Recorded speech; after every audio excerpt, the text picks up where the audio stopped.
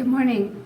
This is video number 15 in my set of 31 videos for how to use a glucose meter as a fuel gauge using any diet that you want.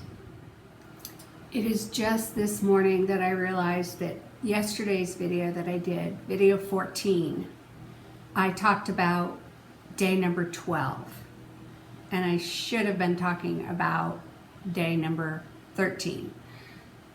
So on video 15 for today, I am going to backtrack a little bit and give you day 13 and day 14. The only difference, I'm not going to do a thorough coverage of day 13, but I'll talk about the topic that we could have read about for day 13 if I had my head on straight yesterday. So what I was talking about in yesterday's video was breakfast like a king, and I should have been talking about day 13. What is fasting anyway? So I'm going to click on that in my Mighty Networks app that is connected with this being part of the community, and answering the question, what is fasting anyway? By definition, fasting is intentionally refraining from eating. It's not starvation.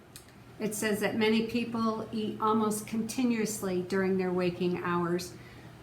With that in mind, even an hour or two without food could be considered a fast, but not really.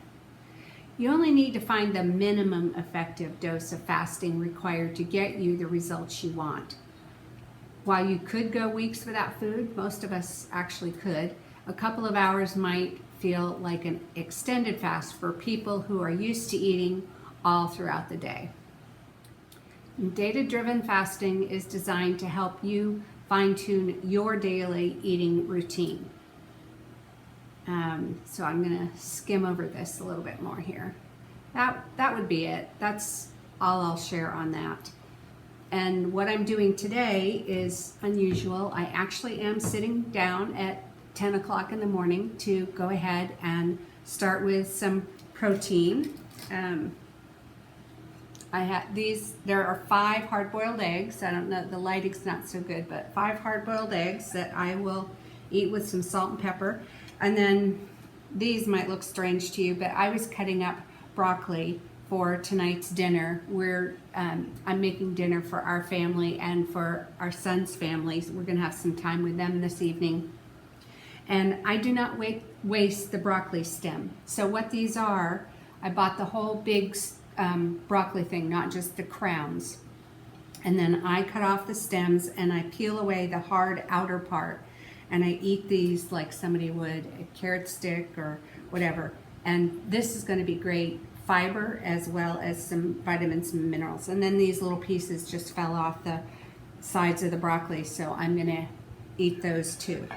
And then what I have here is, this is a kind of a vinegar drink that I'm starting with, but it has baobab powder in it and amla powder and some sweetener. Oh, and I used lime essential oil because I like the taste of that. So I just mix that all up, and this helps get some vinegar into me before the meal, which will also help with blood glucose. And then I'll be also sipping on a cup of oolong tea that's got 2 oolong tea bags in it. And I'll show the picture of the box of oolong that I buy from Sprouts. You can also get it on Amazon, a much larger box of it, but I usually pick it up at Sprouts when I'm in there. So I'm gonna eat some breakfast and then I'll come back and talk to you. But I've mentioned on other videos that I'm trying to move more to 2 meals a day instead of 1 big large meal, because I think that way I can get in more protein and not try to jam it all into 1 meal. And it also gives me a chance to get in more vegetables, because I believe that we have a lot of fiber and nutrition nutrients available to us in our non-starchy veggies. And I'll put up the same picture that I shared yesterday about what was it? Low energy diet, I think. And I know that sounds strange because we want energy, but it's energy in the sense of fuel. So it's a low fuel diet. And there's pictures on that image to give you an idea of, it's basically eating some lean proteins, some fermented dairy, some what else? I can't remember what's on the picture, and I can't see the picture up there on the screen. You'll see it when I run the video for you. But anyway, 2 meals a day is my goal, and ideally I'd like to have an eating window between 10 o'clock and 4 p.m. But today that will be extended because we'll be having dinner, like a 6 p.m. dinner with family. So it's just going to be a longer eating window for me. And that's fine. Family comes first. Well, I can't say that that was an exciting meal, but it was a nutritious meal. And there was something else I was going to share with you. Eggs. Maybe you were a little horrified to see that I ate 5 eggs. Aren't eggs supposed to be bad for us? Aren't eggs supposed to harm our cholesterol level, jacking it up? No.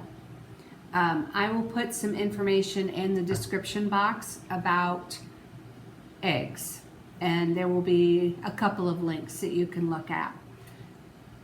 Eggs actually have some great health benefits.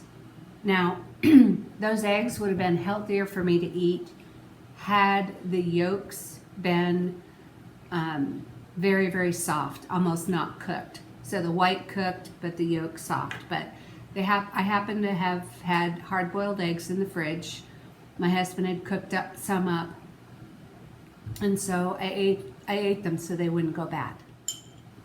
Now, for day 14, I opened up the app for the Mighty Networks and am looking at day 14, and the sign will be up there on the screen for you. It's compressed eating window, day 14 for the DDF challenge.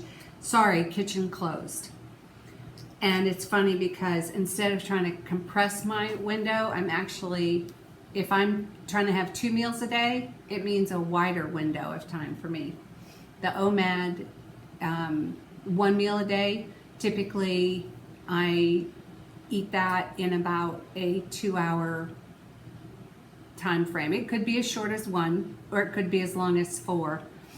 But to get 2 meals a day in, that's the 10 to 4 window for me. So I'll share some information about the eating window.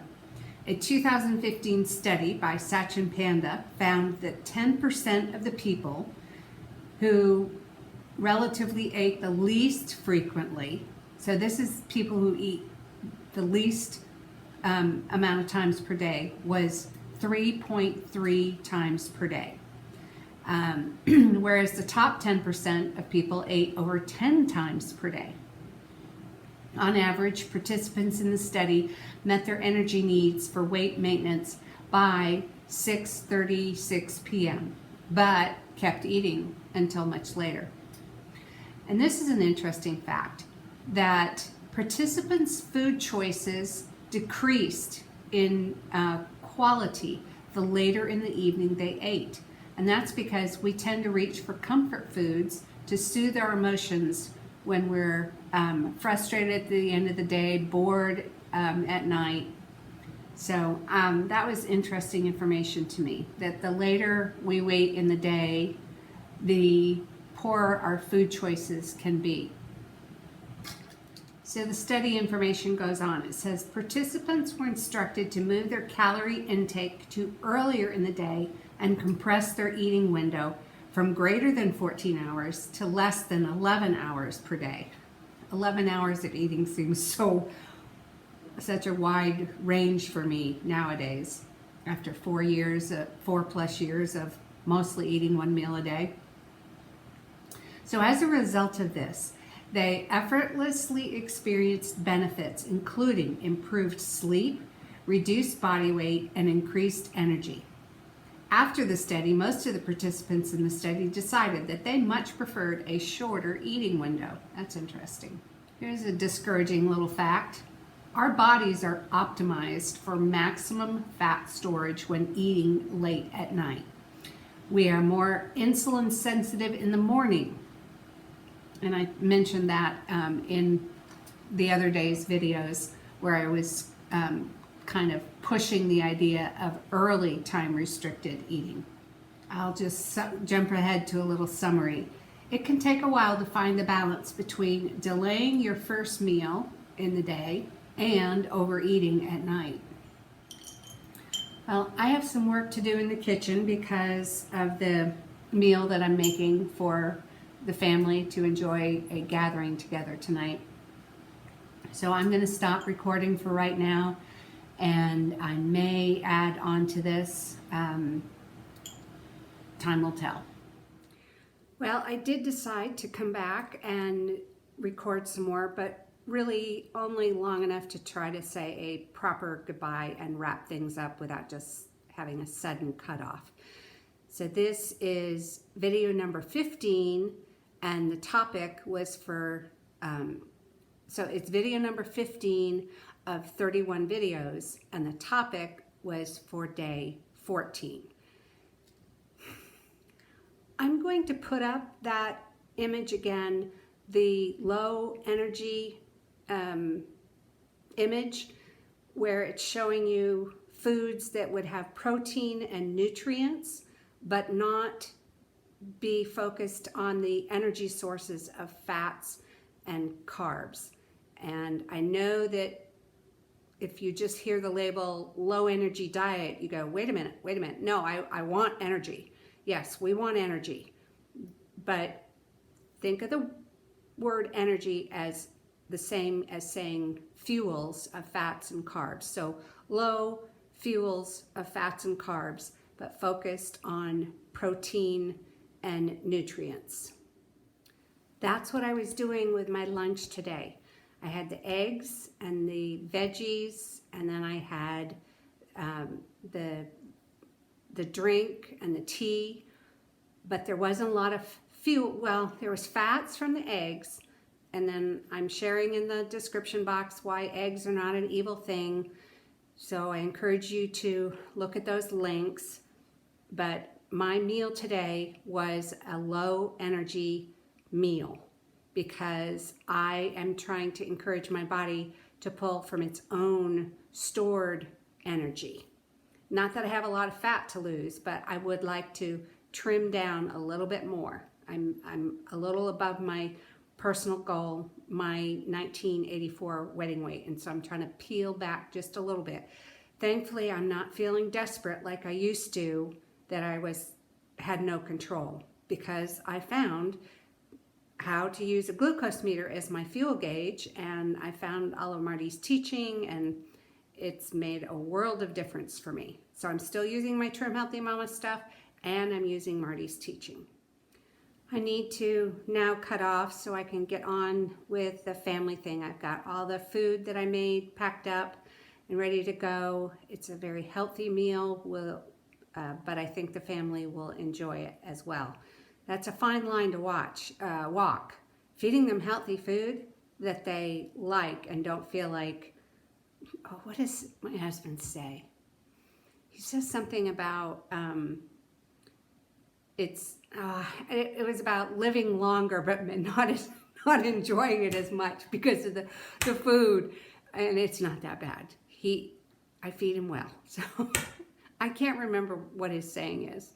Maybe I'll ask him tonight when we're together at our one of our kids' homes, where he's driving from work and I'm driving from here, and we converge there. So this is the end of video number 15 of 31, representing day 14 of DataDriven fasting, with how to use a glucose meter as your fuel gauge. There's all these names, and you can go learn about that at optimizingnutrition.com. You can use the links in the description box to join the free community and teach yourself how to do this, because Marty's made all the teaching available for free. Or you can go to that community and you can look for one of these 30-day challenges. There's going to be another one coming up in April, I think. Let me look at my dates. Yes, this current one is going to end on Sunday, March 26th, but there'll be a new one starting up on Saturday, March 8th. And to join those classes where you do it with a group is $37. But it doesn't matter what the dates are, because he runs 8 of these every year. He also has DataDriven macros classes. He does 5 of those a year, and he does DataDriven micros classes. He does 4 of those a year.